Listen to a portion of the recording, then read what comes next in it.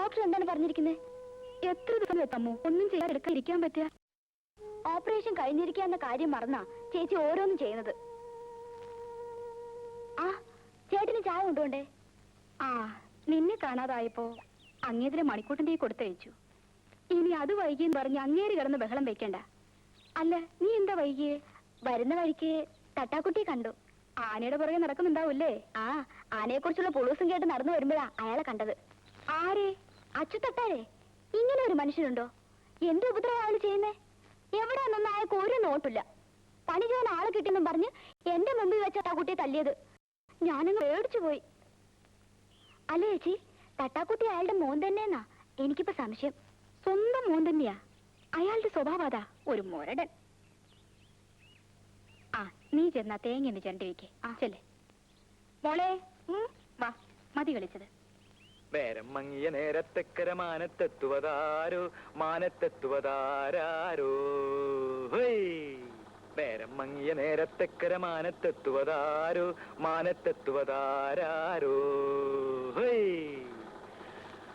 അങ്ങും ഇങ്ങും നക്ഷത്രങ്ങൾ എന്നുടെ വലയിൽ വീണല്ലോ, എന്നുടെ വലയിൽ വീണല്ലോ, എന്നുടെ വലയിൽ വീണല്ലോ, എന്നുടെ വല.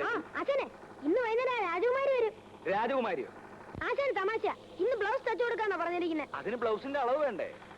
അളവ് ബ്ലൗസ് മേശക്കടിയിൽ ആശാൻ ഒളിപ്പിച്ച് വെച്ചിരിക്കല്ലേ? എടാ എടാ, ആ അളവ് ബ്ലൗസ് കൊണ്ട് ബ്ലൗസ് വെച്ചാലേ അവളുടെ ഇപ്പോഴത്തെ കണ്ടീഷൻ അനുസരിച്ച് അതങ്ങനെ കടക്കില്ല.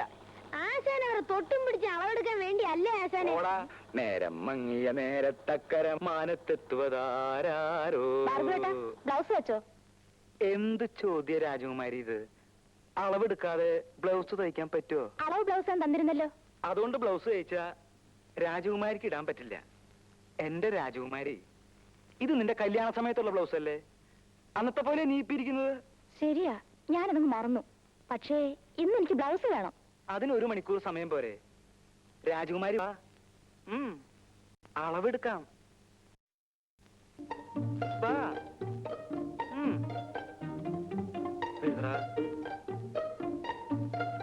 ഒന്നും കൂടെ തിരിഞ്ഞു.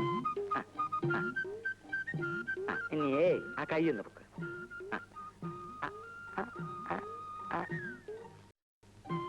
34.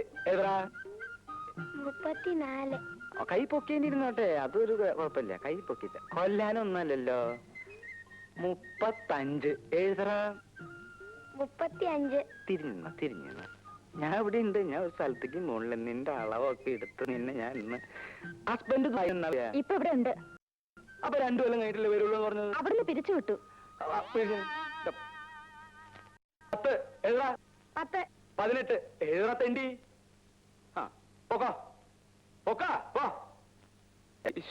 എന്തൊക്കെയാ ആശാന്?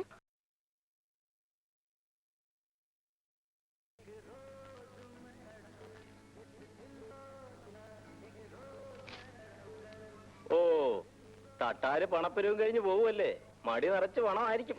കാണാൻ കൊള്ളാവുന്ന പെമ്പിള്ളേരുള്ള വീട്ടില് തട്ടാര് പണം പലിശക്ക് കൊടുക്കത്തുള്ളൂ. അത് ലോകം അറിഞ്ഞ കാര്യമല്ലേ? തട്ടാര് പണം പലിശ കൊടുക്കുന്ന വീട്ടിലെ പെമ്പിള്ളേരെ കെട്ടാൻ ഈ നാട്ടിലെ ഏതെങ്കിലും ചെറുപ്പക്കാർ തയ്യാറുണ്ടോ? കഴിച്ചിട്ടും വലിയ കാര്യമൊന്നുമില്ല. ശ്രീധരന്റെ മോക്ക് ഒരു കല്യാണാലോചന ഒത്തു വന്നതാ. തട്ടാരോട് അയാൾ പണം മേടിച്ചിട്ടുള്ള വിവരം അവരെങ്ങനെയോ അറിഞ്ഞ്. എന്നിട്ട് ആ ചെറുക്കൻ പറയുക ആ പെണ്ണിനെ അവന് വേണ്ടാന്ന്.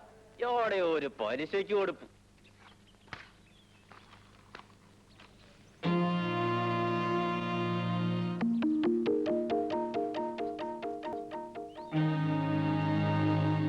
ശ്രീധരൻ എവിടെ ഇല്ലേ? നീ എന്തായാലും മനുഷ്യരെ കാണാതെ ഓടി അകത്ത് കയറിയത്? അച്ഛൻ ഇവിടെ ഇല്ല. ആ, തിരിച്ചു തരണ്ടെന്ന് വിചാരിച്ചോ അപ്പം പലിശയ്ക്ക് പോയത്? അതാ നിന്റെ ആങ്ങൾക്ക് ജോലി കിട്ടിയോ?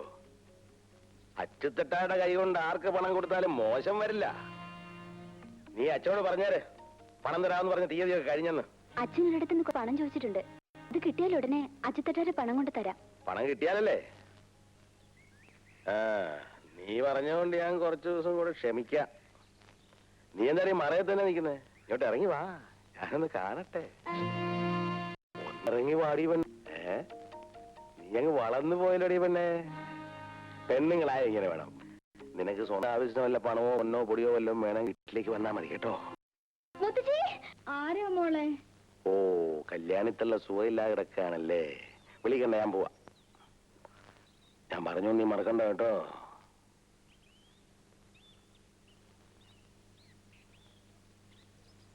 ശാന്തേ, ശാന്തേ, ശാന്തമ്മേ. എന്താ? ആ, ഞാനൊന്ന് പുറത്തിറങ്ങിയിട്ട് വരാം. കള്ളുഷാപ്പിലേക്കല്ലേ? രാവിലെ മുതലിരുന്ന് തയ്ക്കുന്നതേ. അപ്പോ വൈകുന്നേരം കുളിയൊക്കെ കഴിഞ്ഞ് ഒരു കള്ളു കുടിക്കുന്നതിൽ ഒരു തെറ്റുമില്ല. കുടിച്ചിരിക്കണം, അതാ അതിന്റെ ശരി. 4-5 വർഷം കഴിഞ്ഞില്ലേ നീ എന്റെ ഭാര്യയായിട്ട്? എന്നിട്ട് നിനക്കിതിനെ പറ്റി ഒരു വിവരമില്ലല്ലോ. മതി മതി, ഈ വിവരം ഒക്കെ മതി. ചെന്നാട്ടെ. ആ, അങ്ങനെ പറ. അമ്മൂട്ടിയെ, വരട്ടെ.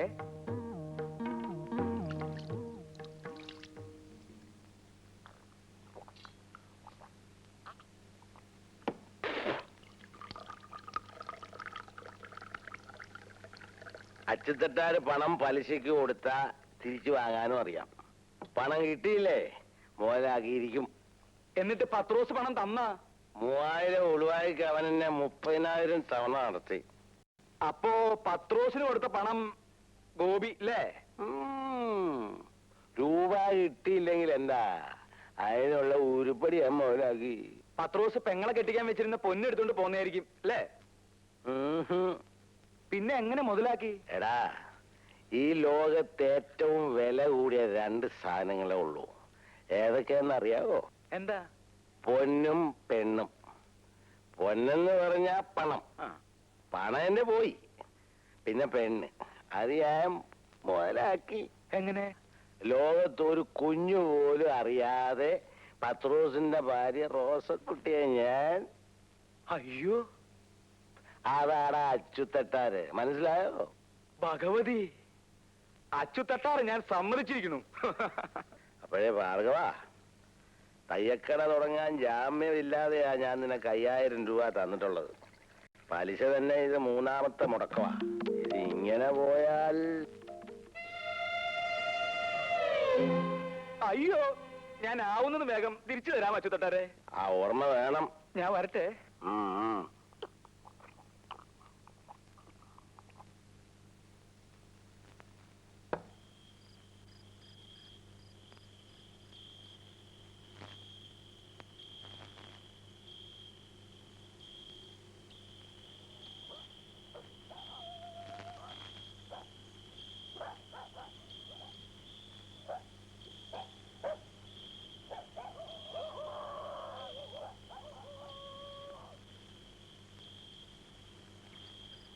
നേരം അങ്ങോട്ട് കണ്ടിടത്തൊക്കെ തെണ്ടി കിടന്നിട്ട് പണിയെടുക്കുന്ന സമയത്ത് ഉറങ്ങുന്നോ?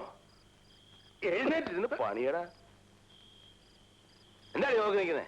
ചോറണം വേഗടി. അവിടെ നോക്കാൻ വന്നിരിക്കുന്നു. ഉറങ്ങാൻ കണ്ട് സമയേ.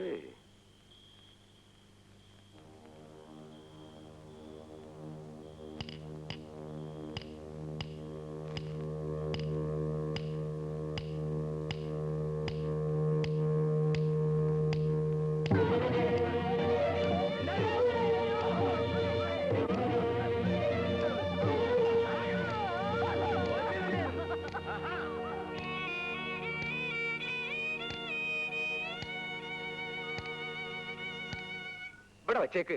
ശാന്തമ്മേ, നീ ഇങ്ങനെ കുനിഞ്ഞിന്ന് പണിയെടുക്കരുതെന്ന് ഡോക്ടർ പറഞ്ഞിട്ടില്ലേ? യൂട്രസ് മാറ്റിയതാ, നടുവിളക്കരുത്.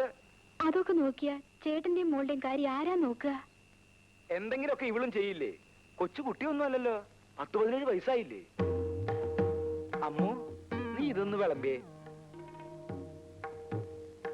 അമ്മു, നീ ഇങ്ങട് വാ. വാ,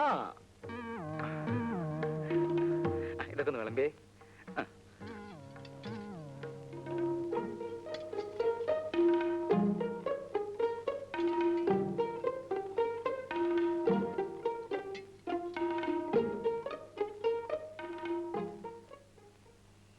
അമ്മു, നീ ഇങ്ങോട്ട് വാ, ഇത് ഇത്തിരി കൂടി ഒഴിച്ചേ. വാ വാ. നിന്നോടല്ലേ ഞാൻ വേണ്ടാന്ന് പറഞ്ഞത്? എനിക്കിപ്പോ ഒരു അസുഖവും ഇല്ല ഏട്ടാ. എന്നൊക്കെ ഇപ്പൊ പറയും. നടു അനങ്ങിയാലുണ്ടല്ലോ വേദന കൂടും.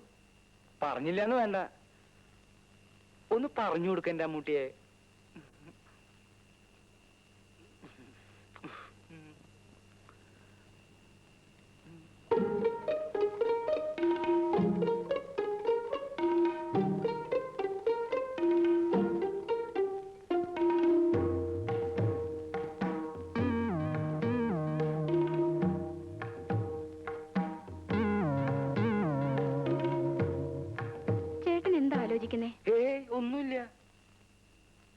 എനിക്കറിയാം.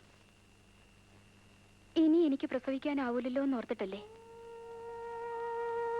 ഭാർഗവേട്ടന് ആൺകുട്ടിയോടാണ് ഇഷ്ടം. പക്ഷെ ഇനി ഇപ്പൊ അതൊന്നും പറഞ്ഞിട്ട് കാര്യമില്ലല്ലോ. യൂട്രസ് എടുത്ത് പുല്ല് പോലെ കളഞ്ഞില്ലേ ഡോക്ടർ? അതിന്റെ വില എന്താന്ന് ഡോക്ടർക്ക് അറിയോ? അമ്മൂന് ഒന്ന് രണ്ട് ആലോചനയായിട്ട് ആ ബ്രോക്കർ നാരായണേട്ടൻ വന്നിരുന്നു. നാരായണ ചേട്ടനും നാരായണ ചേച്ചി വന്നിട്ട് എന്താ കാര്യം? കയ്യിൽ തുട്ടുണ്ടാ? കട തുടങ്ങാനേ 5000 രൂപയാ അച്ചുതട്ടാരോട് വാങ്ങിയിട്ടുള്ളത്. അതിന്റെ പലിശ പോലും 3 മുടക്കാ. അയാള് പണം കിട്ടാത്തടന്ന് പണം മുതലാക്കണ കാര്യം കേട്ടിട്ടേ എനിക്ക് പേടിയാവണു ഈശ്വര. അവളുടെ കാര്യം നോക്കാൻ നമ്മളല്ലാതെ പിന്നെ ആരാ ഉള്ളത്? അവൾക്ക് ഞാനില്ലേ? അവളുടെ കാര്യം ഞാൻ ആലോചിക്കാകില്ല. വരട്ടെ.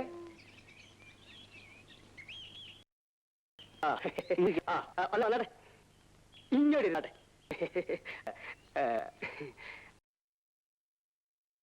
അച്ചുതട്ടാർ എവിടെ പോയി? അച്ഛൻ കുളിക്കുക. ഇത് ചെറുക്കൻ നല്ല സെറ്റപ്പാ. ഞാനിപ്പ ചേച്ചി അവര് വന്നിട്ടുണ്ട്. ചേച്ചി കുറച്ച് കാപ്പിയിട്. പിന്നെ ചെറുക്കനെ കാണാൻ നല്ല ഭംഗിയാ. എന്റെ ഭഗവതി, ഇതെങ്കിലും ഒന്നും നടന്നാ മതിയായിരുന്നു. പെണ്ണിന്റെ ഇളയതാ. എന്ത് ചെയ്യുന്നു? പിന്നെ ഞാനിവിടെ തട്ടാരുടെ കൂടെ നിന്ന് പണിയാ. അതെ, പിന്നെ ഇവർക്ക് അടുത്ത വണ്ടിക്ക് ടൗണിലേക്ക് പോകാനുള്ള സെറ്റപ്പിലാ. കുറെ ദൂരം പോകാനുള്ളതല്ലേ. അച്ഛനെ വിളിക്ക്. അച്ഛൻ ഇപ്പൊ വരും.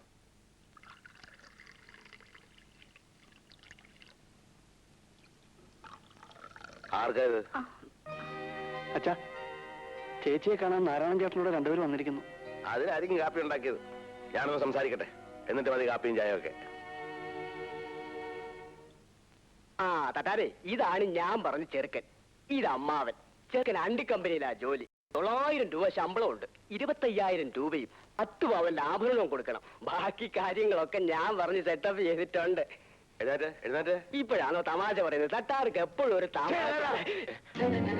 25,000 ഉളുവായും 10 പവന്റെ പൊന്നും ഇവിടെ എടുത്ത് കെട്ടി വെച്ചിരിക്കല്ലേ. എന്റെ മോൾക്ക് എന്നാ ഒരു കുഴപ്പം? തട്ടാടെ ഈ സ്വഭാവം കൊണ്ടാ. മോൾക്ക് 18 വയസ്സായി. വെച്ചോണ്ടിരുന്നു. എന്റെ മോളെ കാശൊന്നും വാങ്ങാൻ കെട്ടാൻ വരുന്നത് കെട്ടിയാ മതി. ഇനിയിപ്പോ ഇയാള് പറയണോ? വന്നാട്ടെ, നമുക്ക് വേറെ സെറ്റപ്പ് ചെയ്യാം. ഒരു തട്ടാര് വന്നേ. നാട്ടിൽ വേറെ പെമ്പുള്ളാത്ത പോലെ.